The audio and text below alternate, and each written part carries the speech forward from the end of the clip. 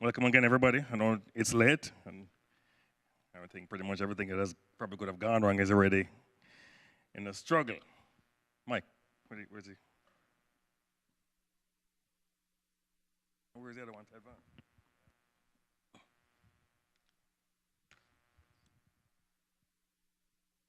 Anyway, the discussion is called stewardship of your oral health.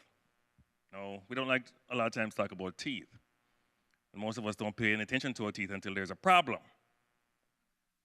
But after you've passed about 12, that's your last set of teeth. And and your teeth are a gift. And you want to keep them, and you should be able to keep them until God says come home. But it's going to take some work and a little bit of effort. Okay. So I kind of have a tendency of being philosophical, so I'll throw some stuff. We say, consider the statement, whatever happens to us mostly is a result of what we have done. 90% of what we do is our habits. And most of our diseases, are a result of some of our habits, whatever it is, and we have to take ownership of that. Whatever we pay attention to is what works. So we have to arm ourselves with knowledge and put the knowledge into practice. Consider this statement. There can be no real spirituality of the soul if we do not honor God with our physical bodies. You can't be sloppy in all other areas of your life and claim holiness. Not possible. God gives you gifts. Part of your stewardship is to take care of the gifts that God gives you. What does all this stuff have to do with my spirituality is health? Okay. Next one, Mike. Why is the mouth so important? Maybe we can start the discussion. Why is the mouth so important?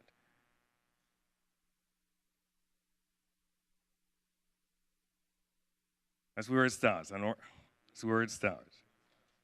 Amen. One of the main reasons that it is where we get is how nourishment starts. I mean, we can't live without nutrition.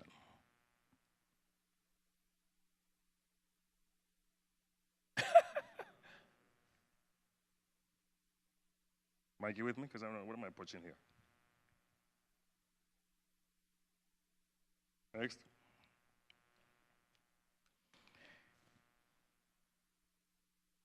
You're ahead of me, sir. The parts of the mouth operate like a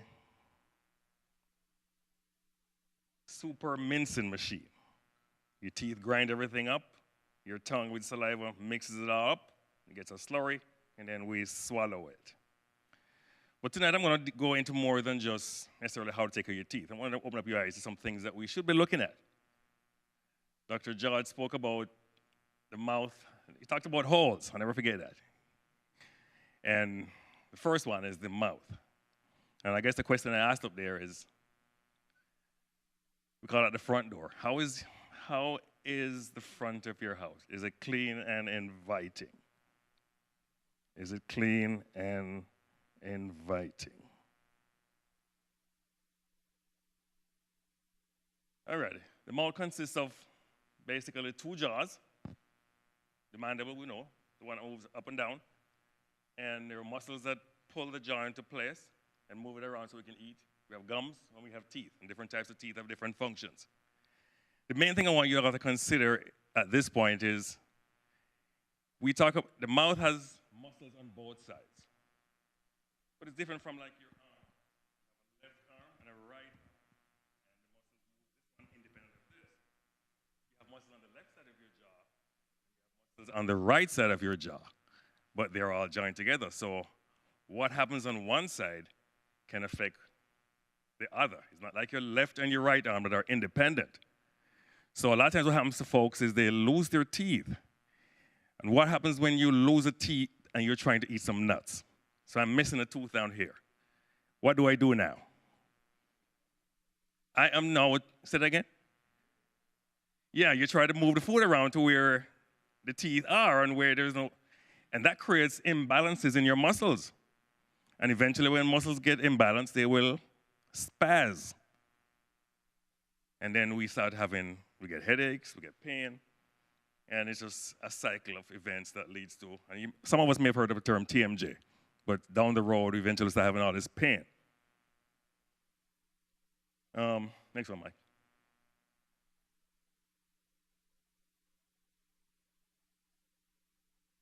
Keep going.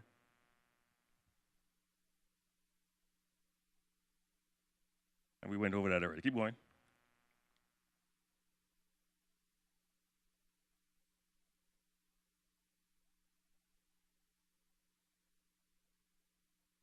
All right.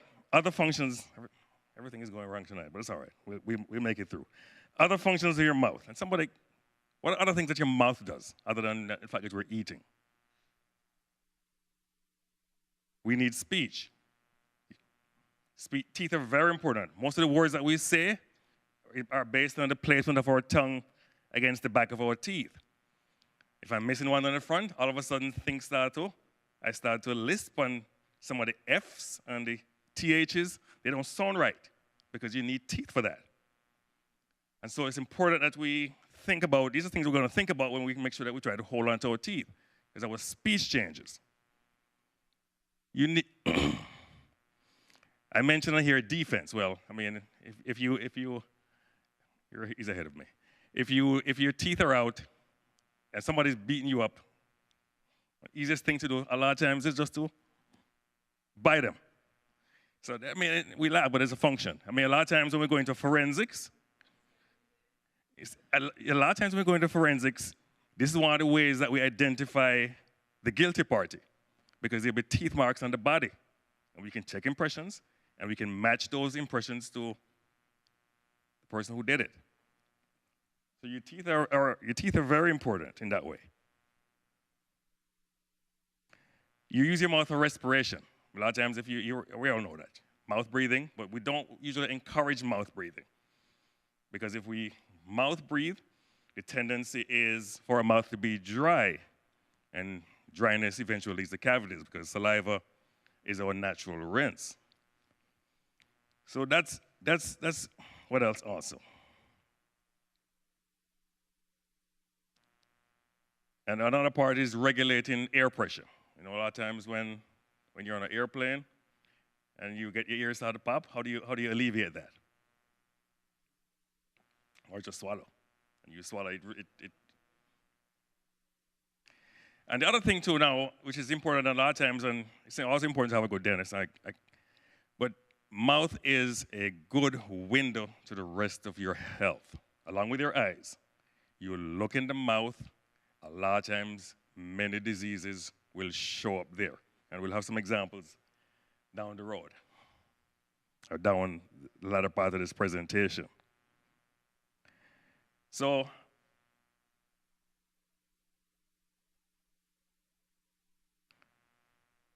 alrighty. So my next slide says, many diseases have oral manifestations. And we need to get in the habit of looking inside our mouth. Don't just wait for a dentist to look in there. You start looking inside your own mouth. Look for red spots. Look for white spots. Look for bleeding. I mean, we see here, I'm looking at this. Red or white areas. I mean, a lot of times these can be precancerous. I mean, they may indicate somewhere else. A lot of times if your tongue is really red or it's burning, those are sometimes indications of diabetes. Sometimes the white spots may be indication of candida, or which usually is your immune system is suppressed. So if you're sick, you're overrun, you will start showing up. You see people with thrush in their mouth. And that's important to pay attention to these things. And then halitosis, and sometimes that sweet smell of ketones. And people know that those are the signs of that you're burning fat, and diabetes is pretty common. All right. Plaque, it says up there, plaque, that's the culprit in most dental disease. I mean, it's a sticky film, it's filled with bacteria, and you can't see it. Usually when you go to the dentist, they will put one of those little purple tablets and ask you to chew this up, and that's how we identify it. We call it a disclosing solution.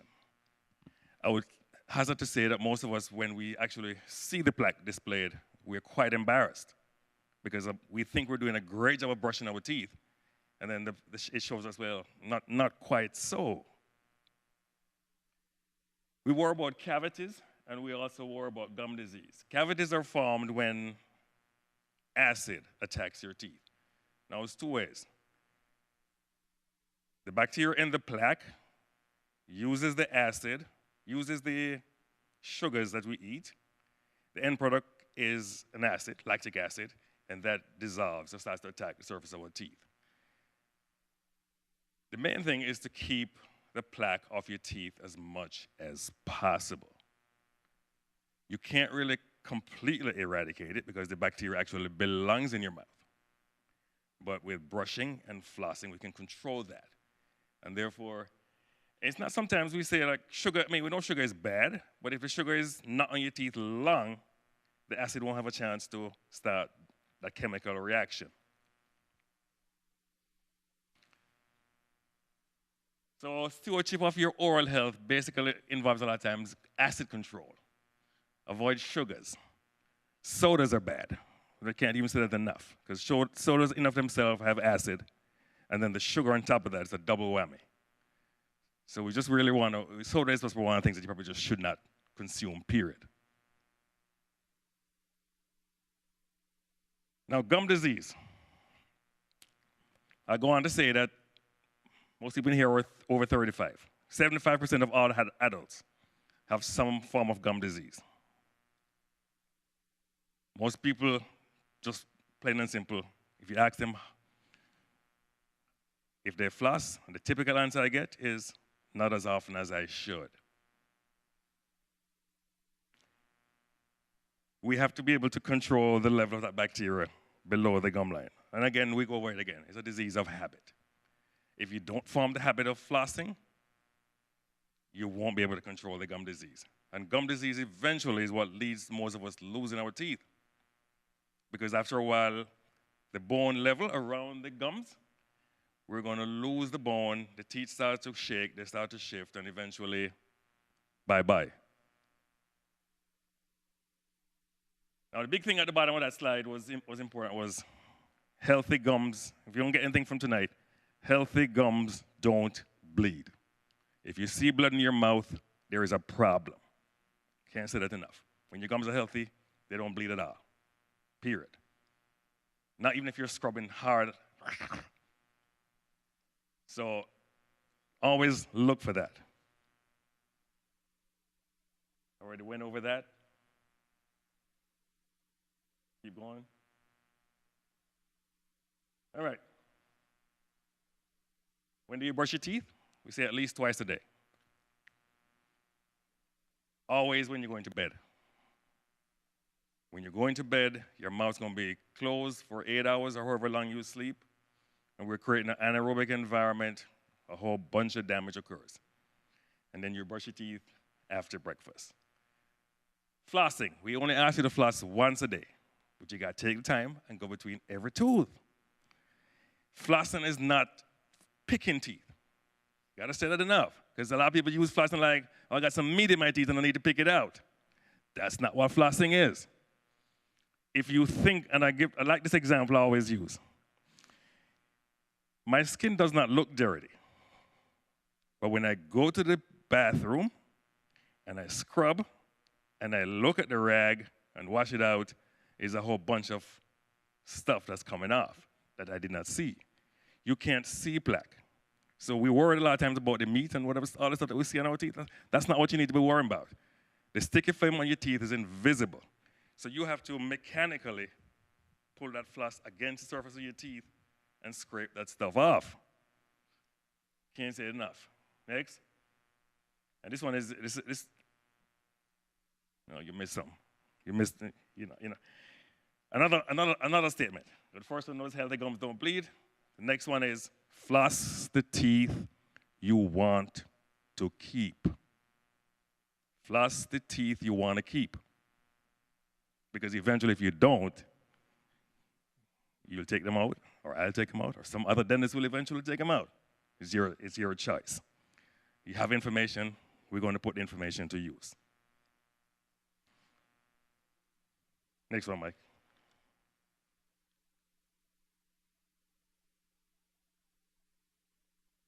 Okay, major source of odor, your tongue.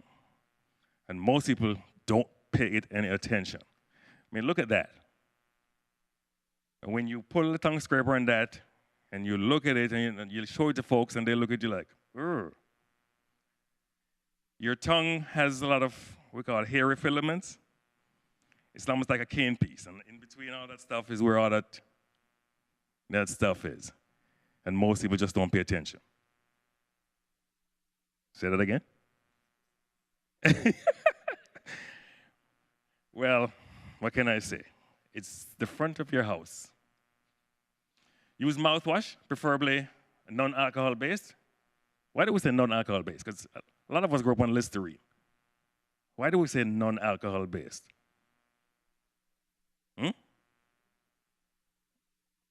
Say that again?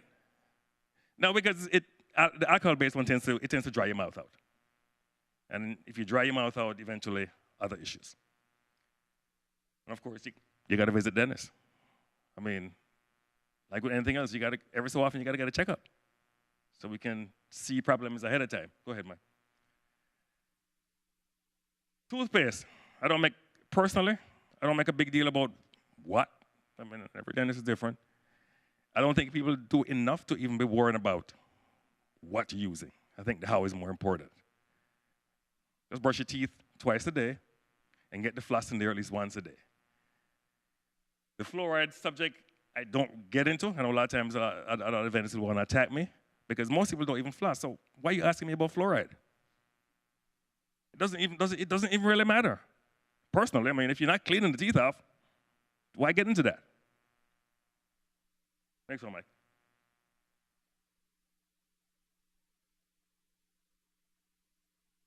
Okay. Common topic that people always ask about, halitosis. And that's bad breath or whatever. Now, the main thing to realize is you should get it. If you think you get checked, it's always funny when husbands will come in and their wife run them to the dentist, telling them they have bad breath. It is so common. But it's really usually, it could be one of three issues. It could be your mouth, and usually if you have blood in your mouth, you're going to have odor. And it could be what's above the mouth is the sinus cavities. What we call a postnasal drip or chronic sinusitis will come out in your mouth as odor. And the third issue is coming from down in the gut. You people talk about H. pylori and other issues. If you have acid reflux, these things can lead to odor in your mouth. So it's not always, but a lot of times if you get the mouth checked, the dentist will point to you. Okay, it's not your teeth. So look at some other things. All right?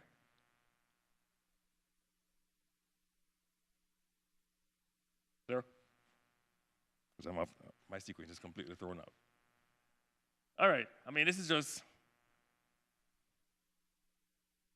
this slide, the purpose of this slide is just to point out that a lot of times we don't take things in our mouth seriously. But if you look at what's above all of this, let me get this thing to work. You got the sinuses right here. The brain is up here. You're going down into your lungs right here. Disease in here can end up causing major problems elsewhere. You can actually die from a dental infection if it spreads down into your airway. So a lot of times we sit there with stuff and I don't want to go. I don't have the money to go to the dentist. But really, it can be life and death. And so we have to really address it. Next one, man. Okay. Now you hear all kind of stories about wisdom teeth. My issue is just get them evaluated. Big circle around this one.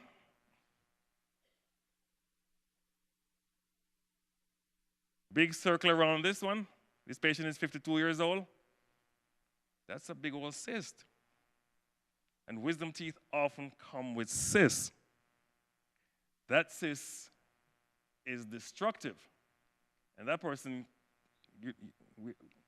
worst case scenario, can actually be cancerous. But usually it's a cyst. So get your wisdom teeth evaluated, especially if they haven't been in your mouth yet. We don't always have to take them out. But sometimes people just have the mantra that, oh, if they don't bother me, leave them alone. That doesn't bother her. I found that by taking the x-ray. Next. We see that this is very common among our young people these days. Some of our young people. Don't do it. That's just unhygienic, but fad. Don't do it. And if your kids have it, no. Next. Question asked, don't ignore it. It's not so clear, but I'm looking at this gentleman. I'm like, what took him so long to get to the dentist? A lot of us, we're sitting with problems, and not good. Not good at all. Next. Broken tooth. Now, the other thing I'm going to say about dentistry, and a lot of people don't like to come because dentistry is expensive. It is just cheaper to maintain your teeth than having to try to fix them. That's $1,000 to fix that. Now,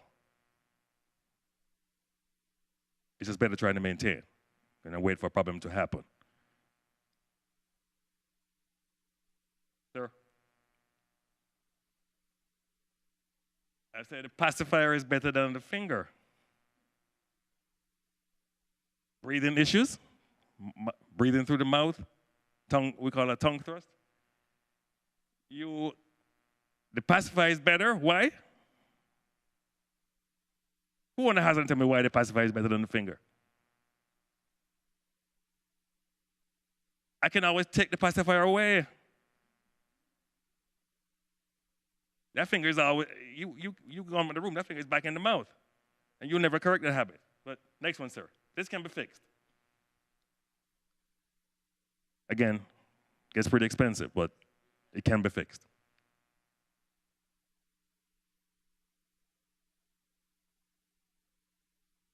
Now, this is a sign of something. See the white spots? Candida. Now, you see that now, you know something is going on with the person generally, health-wise. You only get Candida or thrush is an opportunistic kind of infection. So if your body's run down, you're exhausted, you have some other disease process going on in your body, your immune system's not working as well, we get to see it. So look for white spots in your mouth, look for red spots. They usually mean something. Look in your mouth. Can't say it enough. Look in your mouth from time to time. Missing teeth that haven't, now here's what happens with teeth. Teeth constantly try to move. Top one grows down, bottom one grows up. When they hit each other, that's what holds them in place. You take a tooth out in the middle, the teeth tend to lean into the space. Years of neglect. There's no, where it is up at the top, there's supposed to be teeth there. That bottom teeth have grown all the way up, and now those bottom teeth are already hitting the gum up top. The gums are not meant for chewing. Now, whatever the reason, this lady ignored her mouth. Now, we eventually had to take all her teeth out, because, keep going. Yeah. I call this one, this is the weeping and gnashing of teeth. I don't want to say it anymore. It's not much we can do with that. That's going to be really expensive to fix that. But from a full-size tooth to the teeth worn all the way down to the gum. And the thing is, people sit there and have these problems and ignore them. That's what we do. God gives us these teeth.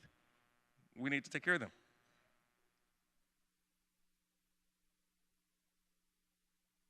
Acid erosion.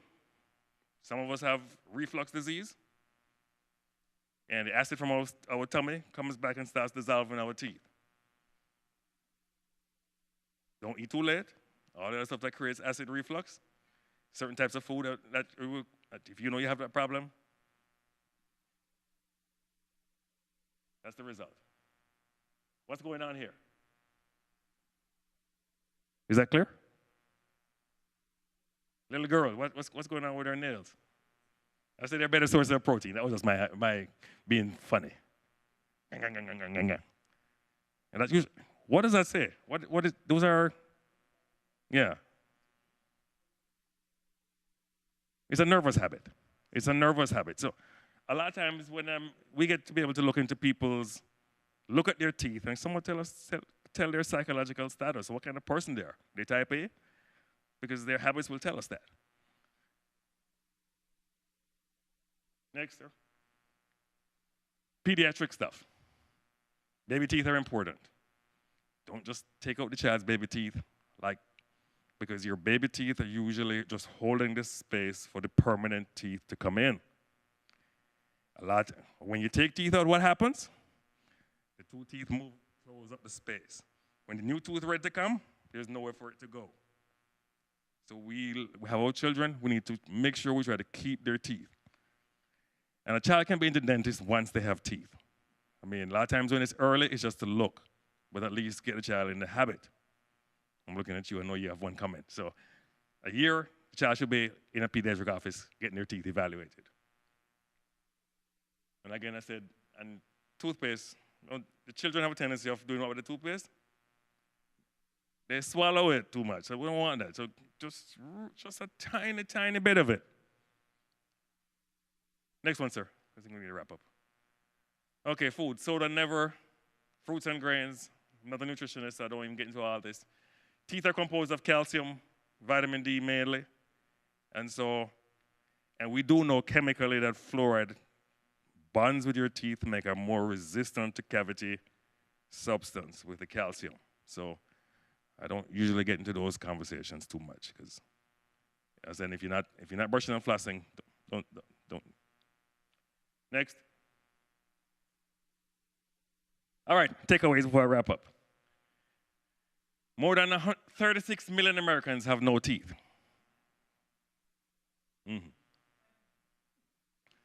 120 million are missing at least one tooth.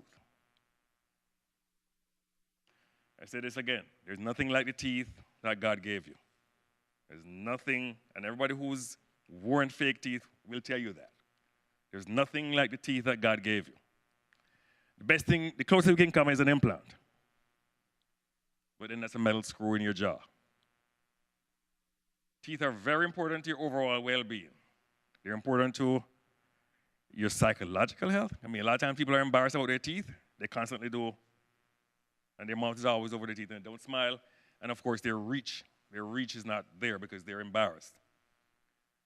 What's the value of one tooth? Well, I like to ask patients, give me one of these in the front. How much could I give you to give me one of those teeth in the front? Nobody will ever accept that. But ones in the back, yeah. But the back ones are as important because you can't chew your food properly. Control the acid in your mouth. And it's really a stewardship issue. I mean, I don't say it enough. I mean, you get these teeth. God has designed a plan. You're going to you need nutrition. You grind your food up. There's no reason for you to go back home with only 2 teeth left in your mouth. It's just not in 2018. So here we are. You have the information. What are you going to do? What are you going to do with it? And without anything, if you have any questions, I'll take them now. Other than that, I thank you for your time. And we got a little package here with some information. Yes, Nicole. The floss. So I really don't like the long. I have a hard time using the long, the regular floss. So now they're making the little. Are those as effective, or we need to use the traditional floss? We prefer if you put the floss in your hand because you tend to be able to make it more. The tendency is for you to do it better. People use the little tea thing or the slingshot. and they think their mindset is always about picking food. And as I said before, floss is not for picking food out your teeth. You actually need to be wrapping the tooth and staying on the surface and scraping it. Nothing wrong with this if you use it properly.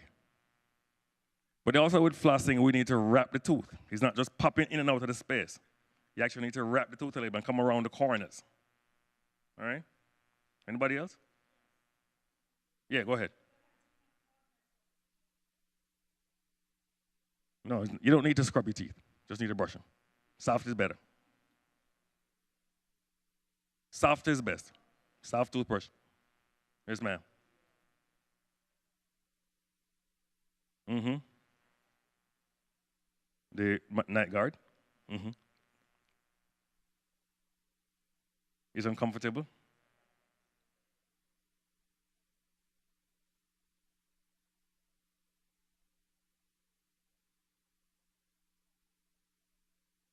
Okay. It's hard for me to give you an answer on that until I actually see the actual plans. I mean, there are different types that you can get made. So if one doesn't work for you, they can try a different. But three are the same because we can make them only partially, we can make them fully, we can make them on the bottom, we can make them on the top, depending on this particular situation. It's not comfortable because it hurts, or just because you can't get used to it. It hurts. It hurts your teeth. Well, it feels funny because it's gonna open up your mouth. So that takes a little working with. Initially, because it opens your mouth up. I mean, you're gonna have something between your teeth. But the whole purpose is to take the pressure off of the joint here. We don't really stop the grinding, because that's usually a psychosocial thing. But we protect you. The purpose of the appliance is to protect your teeth. And it kind of opens up your mouth a little. You've had 3 of them done? Mm-hmm. Yep. So I would probably get it reevaluated on trying a different option. Maybe something else that either get on the bottom or the jaw that moves. Usually we'll put it on the top one. Or get something that's just smaller that you can probably get easier for you to get used to. Gotcha? Yeah. Sir? Mm-hmm.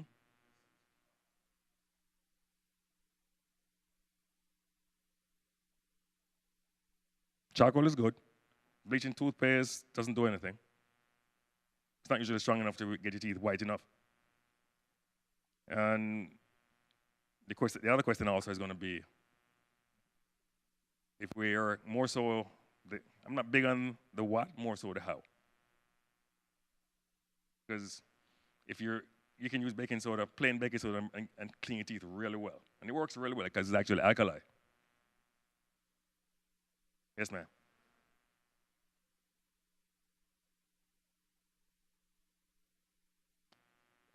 Are you dehydrated? Are you mouth breathing? I mean, I'm asking. Are you on medication? Okay. Well, that probably is going to have to be evaluated, and it may not be a mouth problem, more so a medical issue. It's probably one of 3 things. Either you're breathing through your mouth, you're on medication that's making you dry, or you're dehydrated. That's one of the 3 things I think of first. All right, so that has to be evaluated. Do you produce saliva? Normally? You don't have a problem producing saliva? Okay. Further discussion. All right.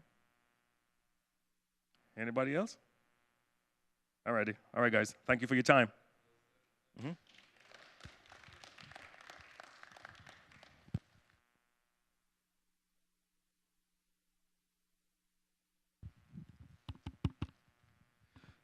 Okay, folks, thank you very much for staying to listen. Let's give Hugh and Don a hand again.